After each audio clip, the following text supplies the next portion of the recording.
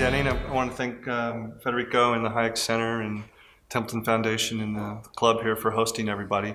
I'm not sure how I ended up on this panel because I was born and raised in Colorado, went to school out in Washington, D.C., but I have lived abroad for the last 15 years. I spent a semester abroad in Italy, lived in Rome in college, and then I lived in London for 4 out of the last 15 years, and I briefly lived in Paris in 2002 and 2003 during the build-up for the Iraq War. So I guess my perspective on this issue of what went wrong with the European Union and what might go wrong here in the United States is informed by my experience living abroad and observing the United States from those great European capitals. So I get the feeling that I'm probably going to cover material that's pretty well known by the group here, and if I make that mistake, I apologize in advance. But when I got the invitation from Dr. Colm, I thought I would approach it the way I approach it with the readers of the publishing company I work for, is to try and look at it in terms of ideas and principles rather than public policy. Because one thing we've learned in the publishing industry is that these ideas that we're talking about are never settled.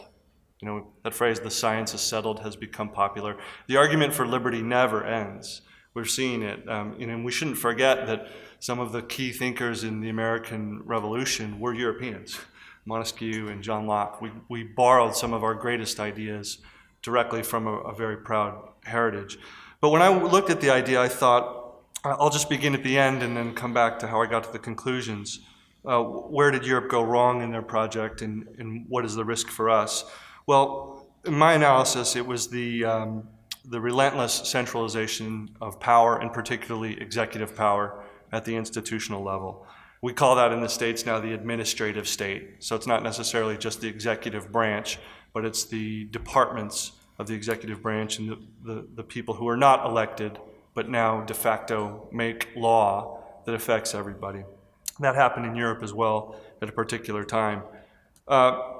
When Margaret Thatcher was fighting for the cause of liberty in Europe, she lost because Europe turned its back on free trade. The European Union became a protectionist organization rather than a trading community. It didn't start that way. If you remember back in 1957, as Themi mentioned, with the Treaty of Rome, it was the European Economic Community, a community of sovereign nations whose primary purpose was to trade with one another. That's a lot different than a monetary and political union, and that happened at a particular time in history. And I think that's the last point I would make that maybe we can talk about later, because I think it's most relevant to what's happening in the United States right now, particularly with, I think, 3 vacancies on the Federal Reserve Board of Governors, perhaps a 4th if Janet Yellen decides not to stick around when her term ends, is that the European project gained the most momentum when the monetary power of the Union, in particular the ECB, was used as a political tool. And Thatcher correctly identified that monetary coercion is not compatible with either sovereignty or democracy.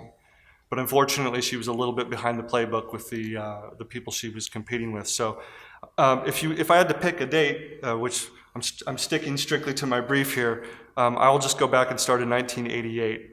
And by the way, this was most of what I spent my time studying when I was over in London, because I worked indirectly with Themi's boss, advocating for Brexit with the British public.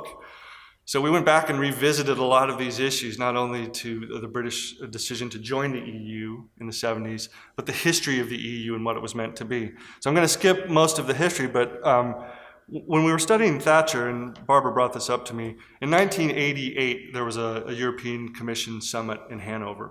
And that was the first official meeting where they put it on the agenda that the objective of the European Union should be full monetary union with a central bank and economic policy coordination.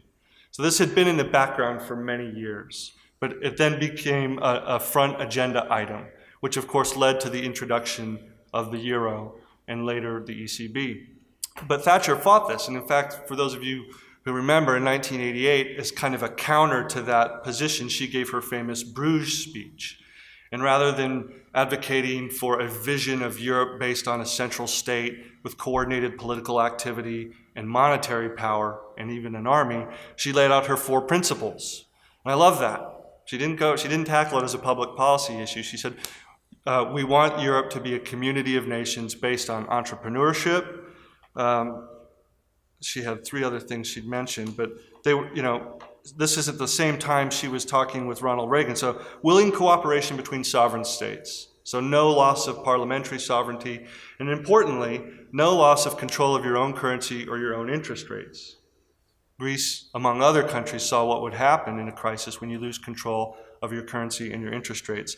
She advocated for a practical Europe, not one that was devoted to a utopian state, but just they had a common agricultural policy which was wasting food. She said we need to be more practical and have more common sense. And more importantly, she said the European Union should not be a protectionist organization designed to protect French agriculture or German manufacturing or the British financial industry. It should be open to the world. So she made that speech in 1988. It didn't go over very well. She went to Rome in 1990 for a Council of the European Union meeting. It was clear that the monetary union was on the freight train. Jacques Delors, who was the president of the Commission, was advocating forcefully for it. Britain was going to be left out. She went back to London, recounted the meeting.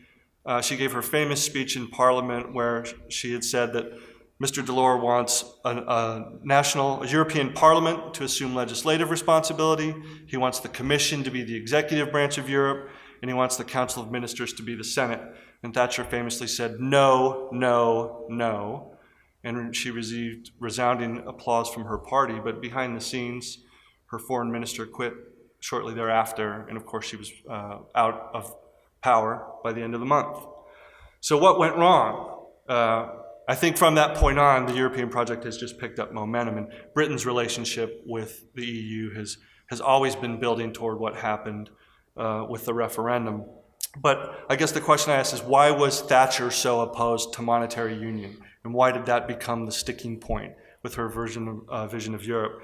And I think it's the 2 or 3 points I mentioned at the top, that it meant partly loss of parliamentary sovereignty through control of monetary policy and the currency. Not that the pound has been doing very well lately, but that Thatcher thought there's no point in being in a Europe where we don't have the pound. She knew that that version of Europe was run from the center, from Brussels, and was not fundamentally about entrepreneurship, but was about protectionism. But there was nothing she could do to prevent that. And I think the last point, as I said, I'm not sure how relevant it is now, but I think it's very relevant as our legislature becomes increasingly ineffective at doing anything, not passing laws, not undoing laws they said they were going to undo, and ceding much of that authority to the Federal Reserve, at least in terms of financing our deficits. Thatcher realized that monetary authority, unregulated by the legislature, is fundamentally undemocratic. And we need to have that discussion here, because we've got an executive branch that actually, on the merits, has been the most conservative in a long time. But we have a legislature which is completely dysfunctional.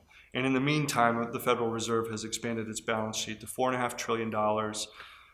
We have the same demographic problems as Europe. We're facing automation and globalization, structural changes to the labor market, which are raising the cost of social democracy. And we like to think that we're a lot more entrepreneurial and free market than the Europeans, but let's not make any mistakes. We've created a social welfare state here. It may not be quite as costly and quite as pervasive as it is in Europe, but paying for it is going to be very difficult unless we embrace some of the things the Europeans are doing now, which they don't like. So I think we can learn a lot from what went wrong in Thatcher's tenure.